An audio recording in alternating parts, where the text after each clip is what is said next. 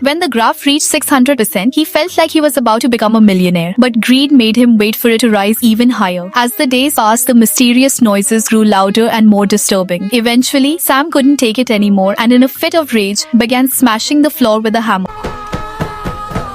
Suddenly, he heard shouting from outside. When he opened the door, the entire housing society was standing there furious. They blamed him for all the noise. Sam tried to defend himself, claiming the noises were coming from downstairs. But the downstairs neighbors accused Sam and demanded a search of his flat. During the search, the sound started again. A security guard traced the noise and discovered a device hidden in the wall, deliberately planted to make those noises. Everyone was shocked and concluded that Sam must have set it up himself. But Sam had no idea about the device. He was now convinced this was set up by the downstairs neighbors. He lashed out at them and a scuffle broke out. Just then, the police arrived. They arrested Sam and took him to the station. There, Sam looked at the wall clock. It was almost 8:30 and today was the deadline to sell all his crypto shares. If he didn't sell them now, their value would drop to zero and he'd be stuck with the 80 million debt. Sam begged the officers to let him use his phone, but it was broken. They didn't allow him to step outside either. With only minutes left, Sam's eyes landed on the computer inside the police chief's office. He suddenly jumped up, full of energy, and rushed straight toward the cabin. As soon as he entered, he slammed the door shut, turned on his computer with trembling hands,